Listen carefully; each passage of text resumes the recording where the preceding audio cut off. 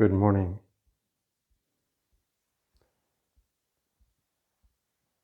And so we come to the last of our COVID-19 Dharma talks.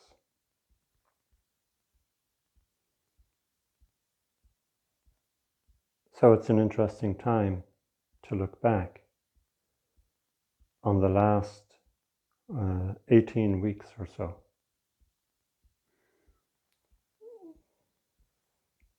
There was one Dharma talk that I gave in the middle of the week. So instead of 19 weeks, it's 18 weeks. That was talk number 10. It was in the middle of the series of 19, in the middle of the week, and in the middle of the 6 paramitas. So now we're at the other end, the end. This is the end. Beautiful friend, the end. But what is it the end of? When this talk is over, and this evening when we have our closing ceremony for the COVID-19 practice period, our life will continue, just as it has been continuing during this practice period. But there may be a slightly lesser emphasis in our life on practice than there has been. And there may not. The difference may be not noticeable or barely noticeable. But this practice period has really been a beginning.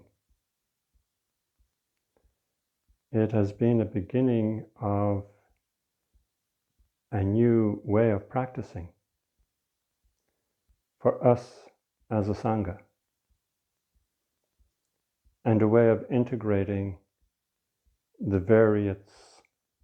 various pockets of Sangha. It has been a joy for me to see people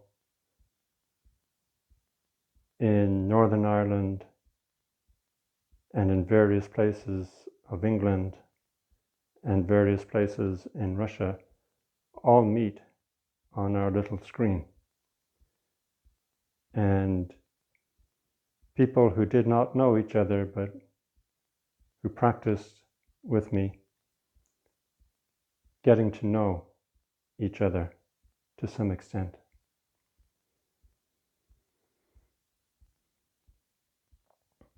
So it has been a great way to integrate the Sangha. And we ended the practice period, well, in the last week, we had a first online retreat. And that went really well. I was really delighted to hear people saying how much it felt like being on a retreat. And it did. It really felt like being on a retreat, although not as good as being in place with people, in person with people, in the physical location with people. But still a wonderful experience, and still leading to an opening of the heart. In the retreat, we had a morning class where we read and talked about the Diamond Sutra.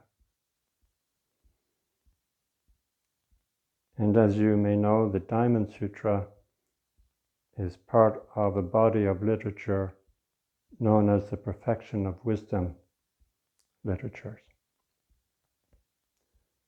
So it's the Diamond Sutra and the Heart Sutra.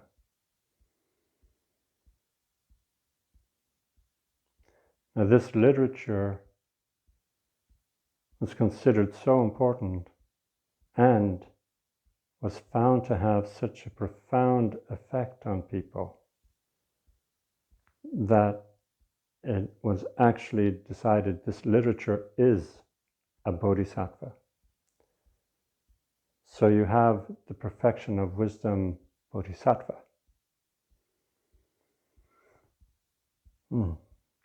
Amazing. And it was really great to hear people saying how much their appreciation for the Diamond Sutra was transformed as a result of this morning class during the retreat.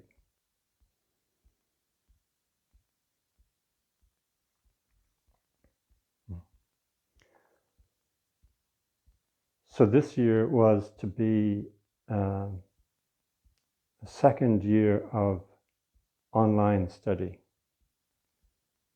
And I really do want to and need to apologize for having dropped the ball. Although very few of you, I think, knew that there would be a second year of online study. In the first year, we attempted to study the life of the Buddha and the Lotus Sutra. And, excuse me a moment,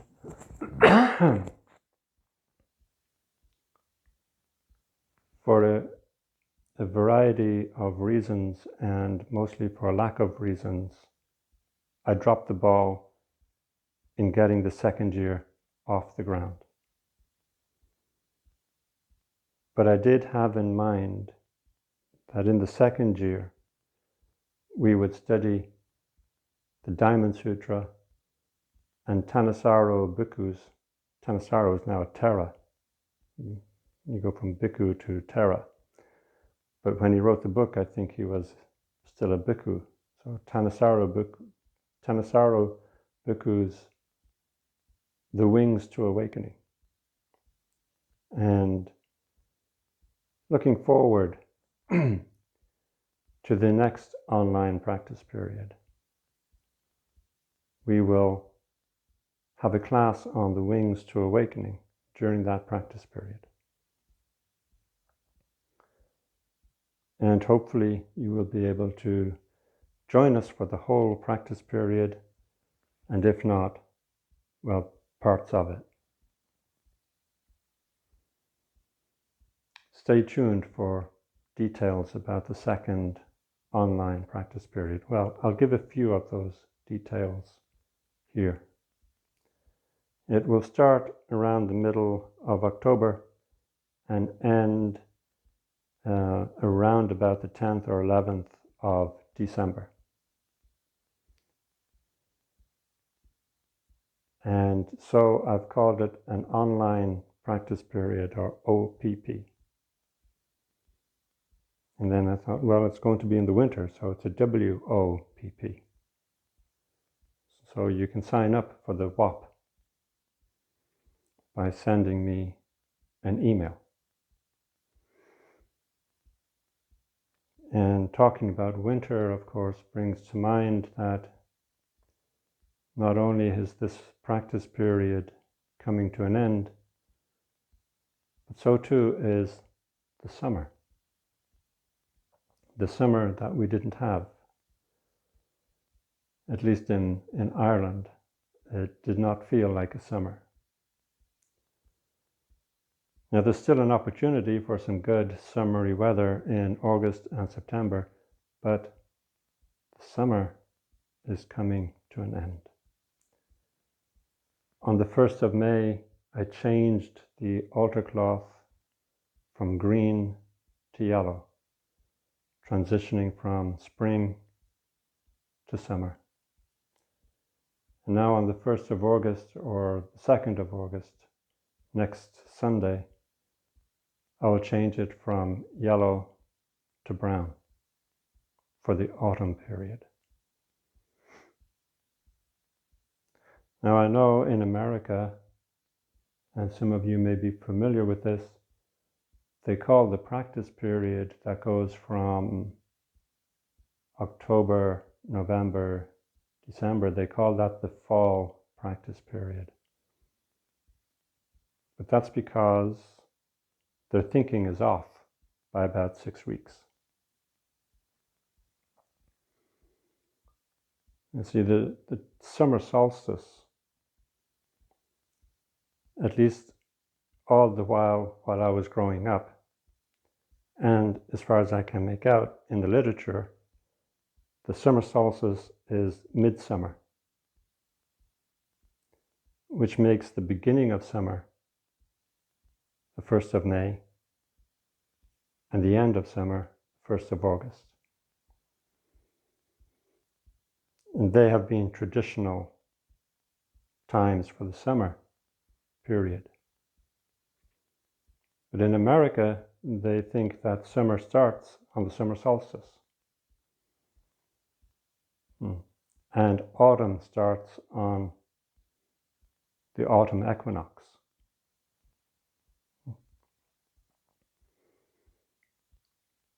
So no, the practice period that will start in the middle or the end of October will be a winter practice period. I mean, the first week or two we will still be in autumn, but for the rest of it we'll definitely be in winter.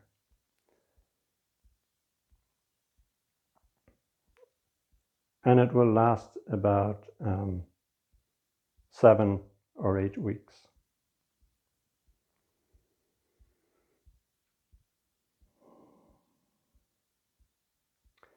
And in between,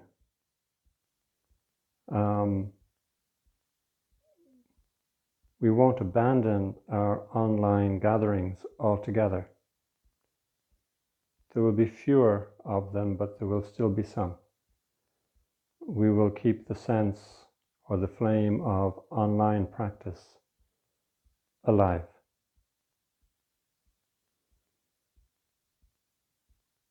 And gradually, our sense of online practice will evolve and hopefully become more sophisticated and more fluid. It may mean changing or amending some of the forms that we're used to in our physicality, changing the forms to fit the environment, but still maintaining that sense of form and formality.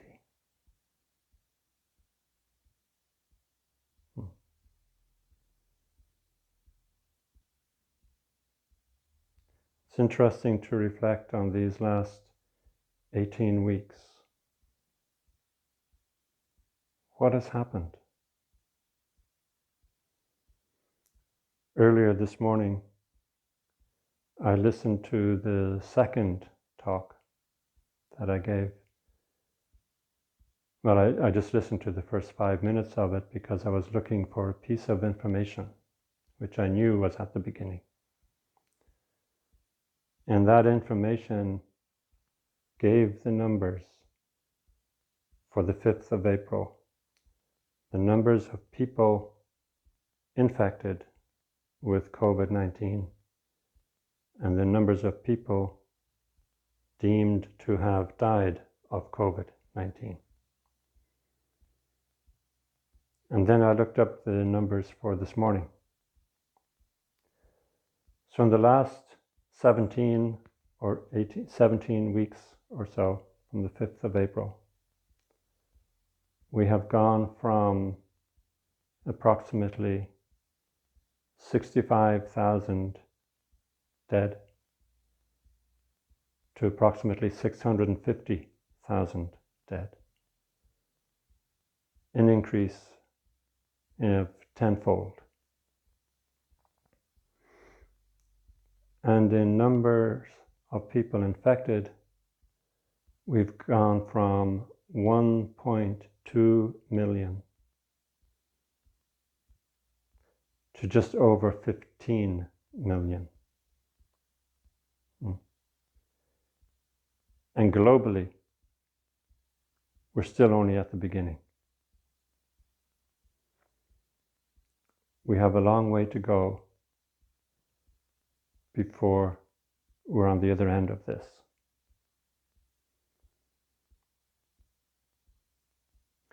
So for you and me, it may feel like we are living in unprecedented times. But we know from looking at history that the state of affairs is actually quite common.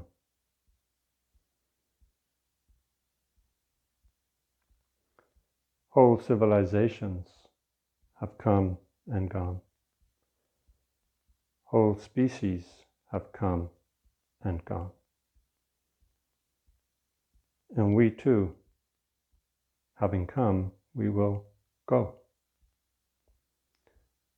Having arrived, we will depart. Here today, gone tomorrow.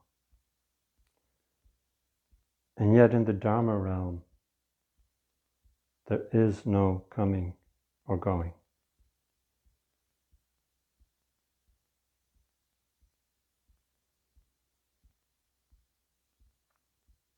Our way is just to practice, no matter what happens.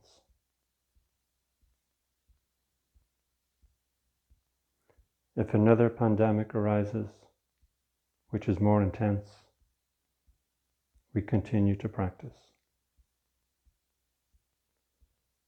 If America becomes a dictatorship, we continue to practice. If Europe becomes a dictatorship, we continue to practice. And if Russia becomes a democracy, we continue to practice. If the wall goes up, we practice. If the wall comes down, we practice. We practice, we practice, we practice. And it is in this practice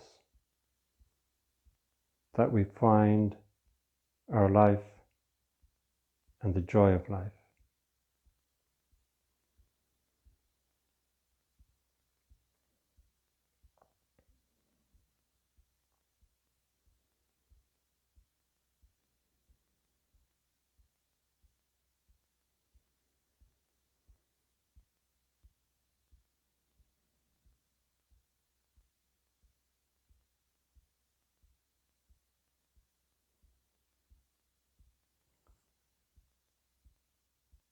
I'm not sure if I mentioned in any of the previous talks a time when I was walking through the streets of San Francisco and I saw a poster for a movie, and the caption underneath at the bottom of the poster said, "The one who knows his destiny knows no fear." So it was a kind of scenario that would scare the living daylights out of you and me. But of course the hero went into it fearlessly. The idea is a samurai, knowing that you are ultimately going to die, somehow removes from you the fear of death.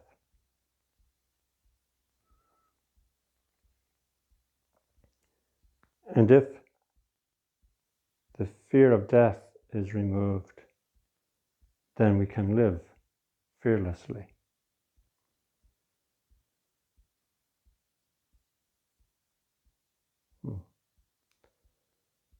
Come what may, we will practice. We will make whatever arises our practice.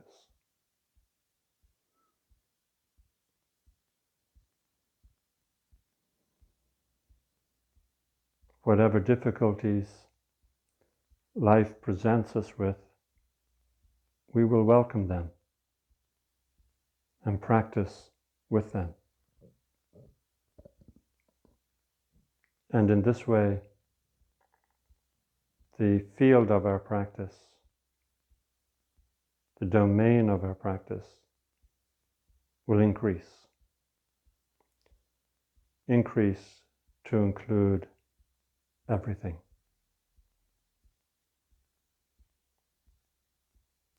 To include the joys of our life and the sorrows of our life. To include our greatest happiness and our greatest pain.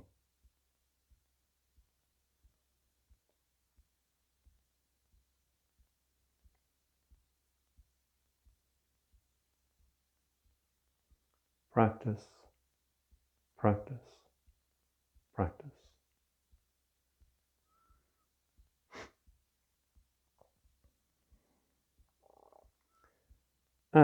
But the week ahead is interim. It's where we take a break. Not necessarily a break from practice, but a break from organized collective practice. During interim, it's up to you what to do for practice. Zazen, bowing, chanting. But there is no organized event for you to attend. So you get a little bit of a taste of what it's like to be left alone. What happens if our communication satellites are wiped out in some kind of solar storm? And it happens while we're in the midst of a lockdown. So then we're really left alone. We're not allowed to go out and meet people, and we also can't get online to meet people. Then how do you practice? Well, interim is a good way to see what it is that you do when there is nothing organized for you to do.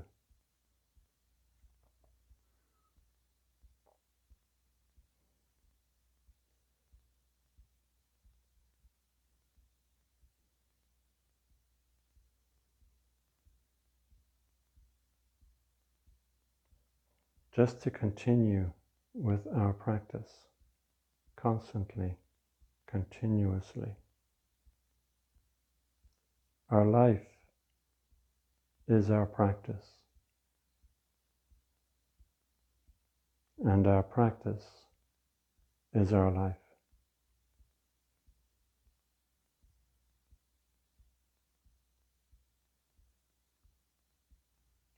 Being told that it is impossible, one believes in despair. Is that so? Being told that it is possible, one believes in excitement. That's right. But whichever is chosen, it does not fit one's heart neatly. Being asked, what is unfitting? I don't know what it is, but my heart knows somehow. I feel an irresistible desire to know. What a mystery human is. As to this mystery, knowing how to live, knowing how to walk with people, clarifying the mind, demonstrating and teaching. This is the Buddha. From my human eyes, I feel it's really impossible to become Buddha. But this eye, seeing what the Buddha does, tells myself, yes, I will. Be resolute. Practice right here and now. Achieve continuity endlessly, forever.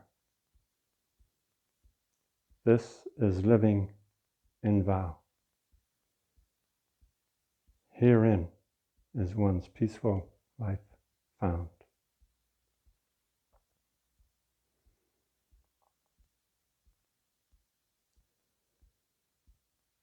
During this practice period, we have looked at different times of human life, the past, ancient Rome, ancient Greece, and the not so distant I don't know who was king, George, the end of the 1700s. And we've looked into the future, possible colonization of Mars, spaceships and travel. And we've looked at the life and some of the times of the Buddha, and before human beings even walked the earth, into the distant past, into unfathomable periods of time, glacial periods, interglacial periods, ice ages, hothouse ages.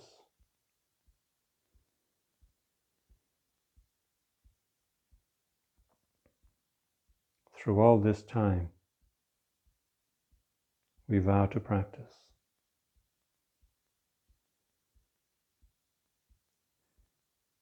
And if our life takes us to distant planets and even distant stars, we will practice there. And if our life takes us into different forms of social organization, we will practice there.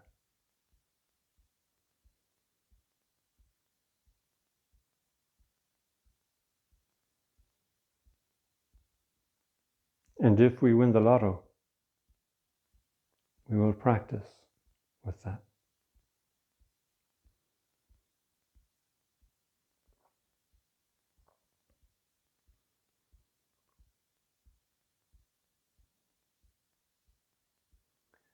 I hope as this pandemic continues to unfold, as you all remain safe and that your loved ones do too.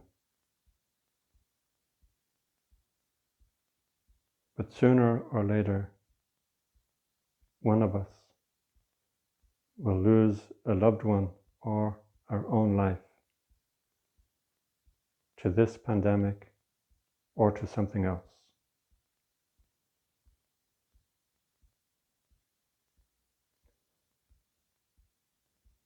And we are reasonably confident that that will happen. There's only one thin chance, very thin, microcosmically thin, that science will unlock certain secrets during our lifetime, and that unlocking will allow us to achieve immortality.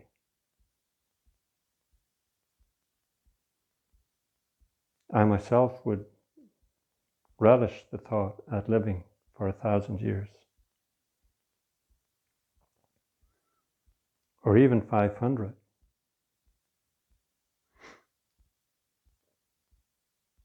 It's highly unlikely that science will unlock those secrets during my lifetime, but not completely impossible. And I'm sure all the governments of the world would be keen to bestow these blessings on all their citizens. And perhaps with a few exceptions, where only the wealthy would be able to avail of them.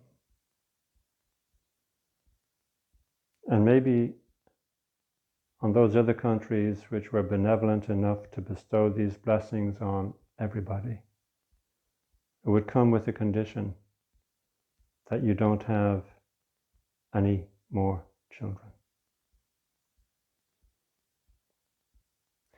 Maybe unlocking these secrets, maybe the conferring of this immortality would also have the conferring of impotency and infertility. We would need some way to limit the population. So as things stand, we die to make room for other people. We step aside so that they can step forward. But if the secret of longevity or immortality was to be discovered, then there would not be room for other people to step onto the stage.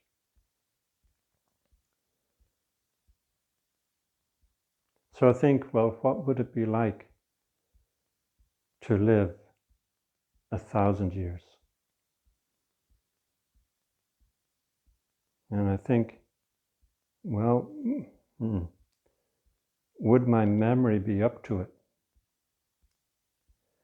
I mean, what if all I could remember was 100 or 200 years?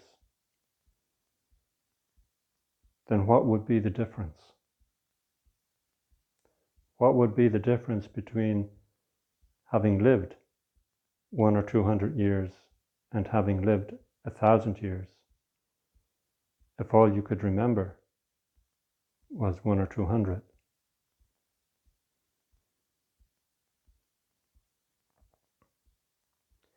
And maybe our memory would become a little bit confused. We're not sure if we remember something that we did 500 years ago, or if we read about it.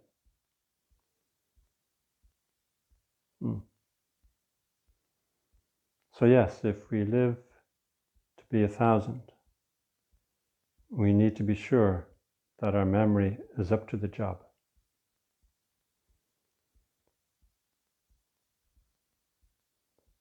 So what is the difference between living a long time and a short time? As Suzuki Roshi says,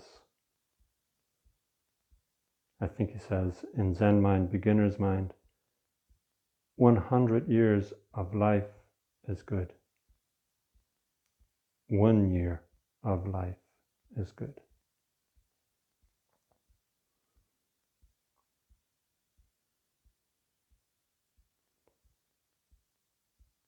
Just this present is enough.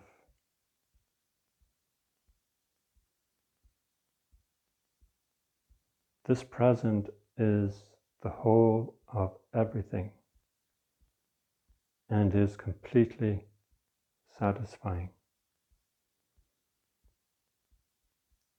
and in its own way is eternal.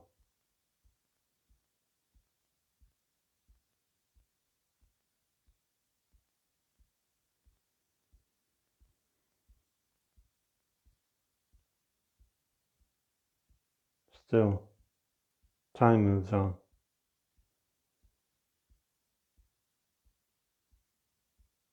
The practice period comes to a close. The summer comes to a close. And we move into the second half of the year.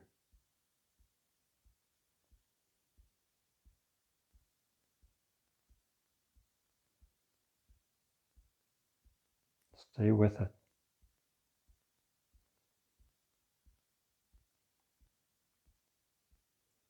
Stay with it. Stay with it.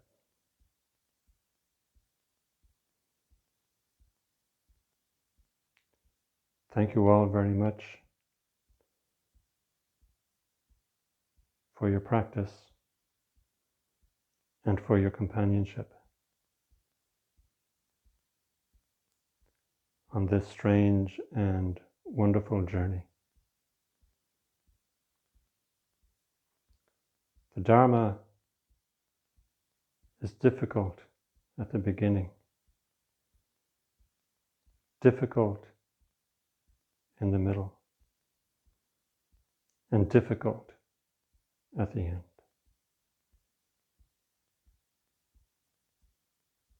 Also, the Dharma is wonderful in the beginning,